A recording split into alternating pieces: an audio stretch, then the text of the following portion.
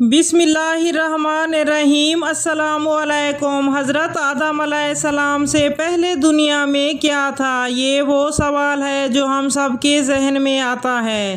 کائنات میں انسانوں کے بسنے سے پہلے آخر کیا تھا؟ ایک صحابی نے حضور پاک صلی اللہ علیہ وآلہ وسلم سے سوال کیا، اے اللہ کے رسول صلی اللہ علیہ وآلہ وسلم، زمین اور آسمان کو پیدا کرنے سے پہلے ہمارا پروردگار کہاں تھا؟ آپ صلی اللہ علیہ وآلہ وسلم نے فرمایا کہ تب اللہ کے سوا اور کچھ نہیں تھا، پھر انہوں نے پانی پر اپنا عرش بنایا، گویا یہ اس کائنات کی ابتدا تھی۔ پھر اللہ تعالیٰ نے قلم کو پیدا کیا اور اس کو حکم دیا کہ لکھ، اور قلم نے اللہ تعالیٰ کے حکم اور اس کے علم سے قیامت تک ہونے والا سب کچھ لوح محفوظ میں لکھ دیا۔ اس کے بعد زمین اور آسمان کی 6 دن میں تخلیق کی گئی۔ یمن سے آئے ہوئے ایک وفد نے حضور پاک صلی اللہ علیہ وآلہ وسلم سے کہا کہ ہم آپ سے دین کی سمجھ اور قلم کی ابتدا جاننے کے لیے آئے ہیں، تو آپ صلی اللہ علیہ وآلہ وسلم نے فرمایا، جس کا مفہوم یہ ہے کہ سب سے پہلے صرف اللہ تعالیٰ کی ذات پاک ہے، اس کا عرش پانی پر تھا،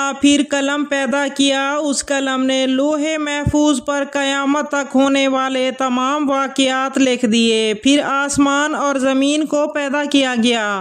اس کی جو ترتیب روایت سے پتہ چلتی ہے کہ اللہ تعالیٰ نے مٹی یعنی زمین کو ہفتے کے دن پیدا کیا۔ جب اللہ تعالیٰ نے زمین بنائی تو وہ کانپنے لگی، پھر اللہ تعالیٰ نے اتوار کو اس پر پہاڑ بنائے، زمین کو سہارا دینے کے لیے ایسے جیسے اس میں کیل ٹھونک دیے ہوں، جس سے زمین ساکن ہو گئی۔ پیر کے دن اس میں درخت اگائے، منگل کے دن تکالیف، مصیبتیں، جراثیم اور بیماریاں بنائی، بدھ کے دن نور کو پیدا فرمایا، جمعرات کو زمین میں چوپائے بنائے اور انہیں زمین میں پھیلا دیا، اور پھر جمعے کے دن کی آخری گھڑیوں میں یعنی عصر کے بعد حضرت آدم علیہ السلام کو پیدا فرمایا۔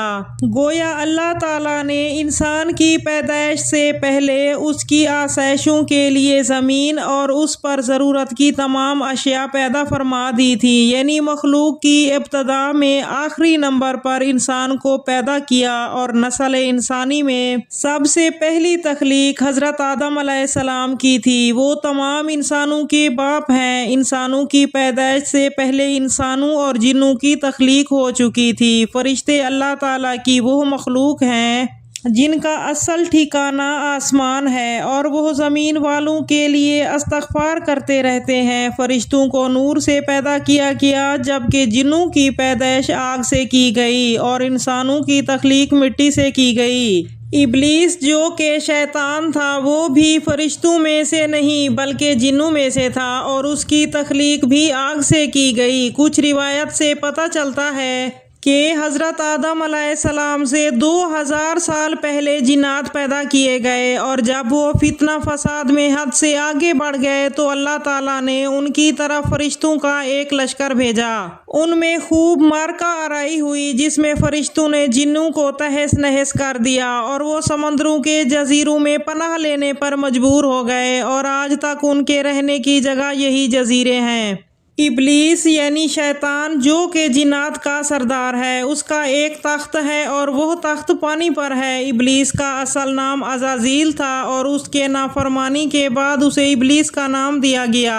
ابلیس کا وہ تخت حقیقتاً کس جگہ پر ہے یہ ہم نہیں جانتے۔ خیر، جب اللہ تعالیٰ نے زمین کو آسمانوں کے ذریعے آباد کرنا چاہا تو انسان کی تخلیق فرمائی، کیونکہ جنوں میں انسان جتنی فہم و فراست نہیں تھی۔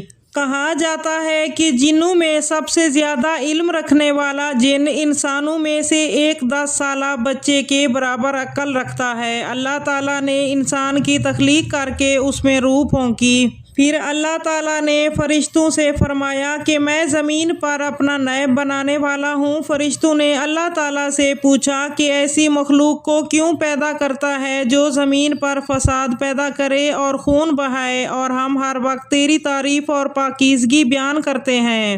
جس پر اللہ تعالیٰ نے فرمایا کہ جو کچھ میں جانتا ہوں وہ تم نہیں جانتے۔ فرشتوں کے اس سوال کے دو مقاصد تھے۔ پہلا یہ ہے کہ کیا یہ بھی جنوں کی طرح زمین پر فساد کریں گے، دوسرا یہ کہ کیا ہم نے تیری عبادت میں کوئی کمی کی ہے، کوتاہی کی ہے۔ بہرحال جب اللہ تعالیٰ نے حضرت آدم علیہ السلام کو پیدا کیا تو زمین سے مٹی لانے کا حکم دیا۔ پھر اللہ تعالیٰ کے پاس اس کے حکم کے مطابق مٹی لائی گئی۔ وہ مٹی اللہ تعالیٰ نے پوری زمین سے اٹھوائی تھی۔ یہی وجہ ہے کہ حضرت آدم علیہ السلام کی اولاد زمین کے رنگ کے مطابق ہی ظاہر ہوئی، بعض سرخ، بعض سفید، بعض سیاہ اور بعض اس کے درمیان۔ اس مٹی کو پانی سے تر کیا گیا جو کہ طین بن گئی۔ قرآن مجید میں بعض جگہ انسان کی تخلیق کے لیے تراب کا لفظ آیا ہے، یعنی کہ خشک مٹی، اور بعض دفعہ طین کا لفظ آیا ہے جو کہ بھیگی ہوئی یا تر مٹی کو کہتے ہیں۔ جب مٹی کو پانی سے بھگویا گیا تو وہ لیسدار ہونا شروع ہو گئی۔ پھر اللہ تعالیٰ نے خود اپنے مبارک ہاتھوں سے اس مٹی سے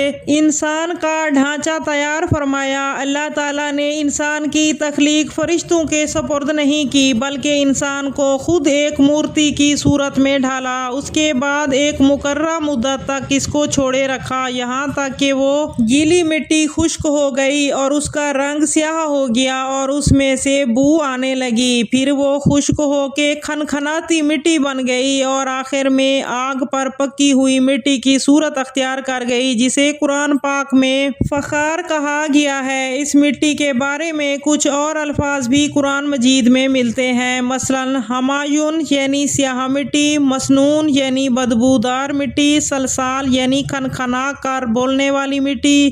تخلیق آدم اللہ تعالیٰ کا ایک کرشمہ ہے۔ انسانوں کو ایک بہترین شکل عطا کی گئی۔ اس وقت انسان کا قد بہت لمبا تھا اور ان کے بعد آنے والے لوگوں کے قد گھٹتے چلے گئے۔ انسانوں میں سب سے لمبا قد حضرت آدم علیہ السلام کا تھا۔ ایک روایت میں حضرت آدم علیہ السلام کا قد 60 ہاتھ یعنی 60 میٹر بیان کیا گیا ہے۔ بہرحال جب اللہ تعالیٰ نے انسان کا ڈھانچہ بنا کر اسے خشک ہونے کے لیے ایک مقررہ مدت تک چھوڑے رکھا تو ابلیس یعنی شیطان اس کے ارد گرد چکر کاٹنے لگا۔ وہ اس ڈھانچے کو ٹھوکر مارتا تو اس میں سے ایسی آواز آتی کہ خالی مٹی کے مٹکے سے آتی ہے، اور اس نے دیکھا کہ یہ ڈھانچہ پیٹ والا ہے تو وہ سمجھ گیا کہ یہ مخلوق اپنے آپ پر قابو نہیں رکھ پائے گی۔ حضرت آدم علیہ السلام نے روح ڈالنے سے پہلے فرشتوں کا گزر اس ڈھانچے کے پاس سے ہوا تو وہ گھبرا گئے، اور ابلیس بھی ڈھانچے کے آس پاس سے گزرتا تو ٹھوکر مار کر کہتا کہ تجھے کسی خاص مقصد کے لیے پیدا کیا گیا ہے۔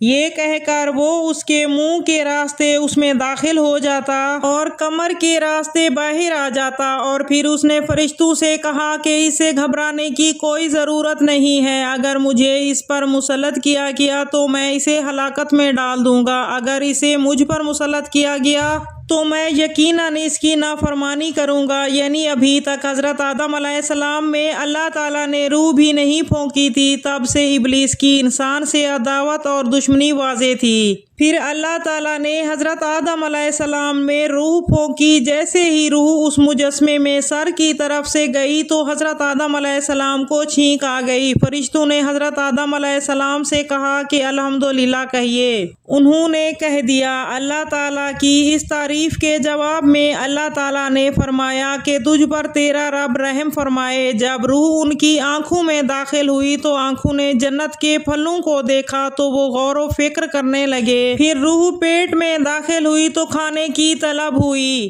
روح ابھی ٹانگوں تک نہیں پہنچی تھی اور کھانے کی خواہش محسوس ہونے لگی۔ جب حضرت آدم علیہ السلام میں روح پھونک دی گئی تو اللہ تعالیٰ نے ان کی پشت مبارک پر ہاتھ پھیرا، جس سے قیامت تک کے آنے والے تمام انسان باہر آ گئے۔ حضرت آدم علیہ السلام کی تمام اولاد ان کے سامنے ظاہر ہو گئی۔ یہ بات قرآن مجید اور احادیث سے بھی واضح ہے۔ پھر اللہ تعالیٰ نے اولاد آدم سے انہی کے بارے میں اقرار لیا کہ کیا میں تمہارا رب نہیں ہوں؟ تو تمام انسانوں نے جواب دیا کہ ہم اقرار کرتے ہیں کہ تو ہی ہمارا رب ہے۔ اللہ تعالیٰ نے حضرت آدم علیہ السلام میں اپنی روح پھونک کر فرشتوں اور جنوں کو سجدہ کرنے کا حکم دیا۔ ابلیس کے علاوہ سب نے حضرت آدم علیہ السلام کو سجدہ کیا۔ اللہ تعالیٰ نے ابلیس سے پوچھا کہ تجھے کس چیز نے سجدے سے روک دیا؟ تو اس نے جواب دیا کہ تو نے مجھے آگ سے پیدا کیا ہے اور اسے مٹی سے، گویا میں اس سے بہتر ہوں۔ اللہ تعالیٰ نے اس کی سرکشی پر سزا دیتے ہوئے فرمایا جنت سے اتر جا، تجھے کوئی حق حاصل نہیں ہے جنت میں رہ کر تو تکبر کرے۔ ابلیس نے جواب میں کہا کہ مجھے قیامت تک مہلت دے دیجئے، یعنی کہ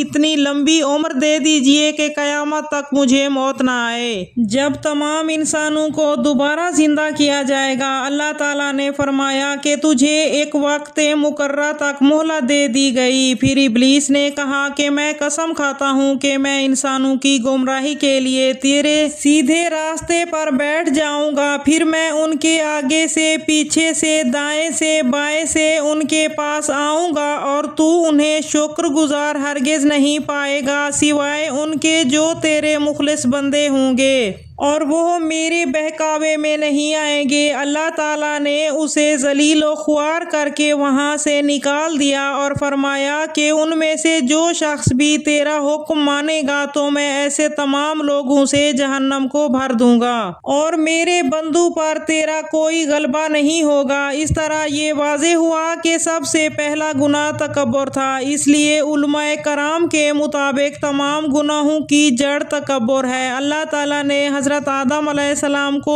جاہل پیدا نہیں کیا بلکہ علم والا پیدا کیا تھا۔ جب اللہ تعالیٰ نے حضرت آدم علیہ السلام میں مکمل روح ڈال دی تو وہ اپنے پیروں پر کھڑے ہو گئے، تو اللہ تعالیٰ نے انہیں حکم دیا کہ جاؤ فرشتوں کی جماعت کو السلام علیکم کہو۔ حضرت آدم علیہ السلام کے سلام کے جواب میں انہوں نے وعلیکم السلام ورحمۃ اللہ کہا۔ اللہ تعالیٰ نے فرمایا کہ یہ تیرا اور تیری اولاد کا آپس میں ایک دوسرے کو تحفہ اور ہدیہ ہے۔ اللہ تعالیٰ نے حضرت آدم علیہ السلام کو ابتدا سے ہی تمام نام سکھا دیے۔ وہ اللہ تعالیٰ کے حکم سے آسمان اور زمین کی ہر چیز کا نام اور ان کا استعمال جانتے تھے۔ اللہ تعالیٰ نے ان تمام چیزوں کے نام جب فرشتوں سے پوچھے تو وہ ان چیزوں کے نام نہیں جانتے تھے۔ پھر حضرت آدم علیہ السلام نے ان تمام چیزوں کے نام بتائے، تب اللہ تعالیٰ نے فرشتوں سے فرمایا کہ کیا میں نے تمہیں نہیں کہا تھا کہ میں وہ جانتا ہوں جو تم نہیں جانتے؟ پھر ایک دن جب حضرت آدم علیہ السلام سو رہے تھے تو اللہ تعالیٰ نے ان کی بائیں پسلی سے اماں حوا کو پیدا فرمایا اور انہیں حضرت آدم علیہ السلام کا ہم سفر بنایا۔ جب حضرت آدم علیہ السلام بیدار ہوئے تو انہوں نے اماں حوا کو پاس بیٹھے دیکھا،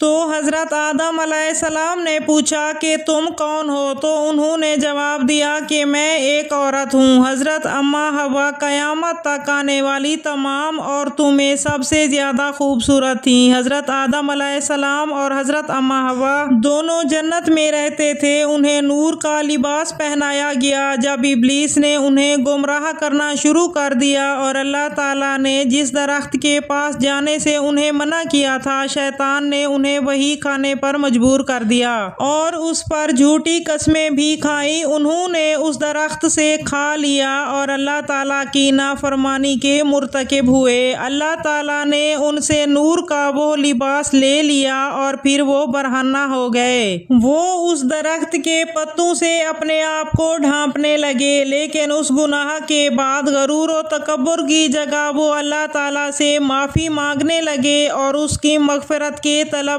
ہوئے۔ اس سے یہ پتہ چلتا ہے کہ خطا انسان کی فطرت کا حصہ ہے۔ امید کرتی ہوں کہ آج کی ویڈیو آپ کو اچھی لگی ہوگی۔ اگر ویڈیو اچھی لگی ہے تو ویڈیو کو لائک کر دیجئے اور آئندہ ایسی معلوماتی اسلامک ویڈیوز دیکھنے کے لیے ہمارا چینل سبسکرائب کر لیں۔ ملتے ہیں اگلی ویڈیو میں، تب تک کے لیے اللہ حافظ۔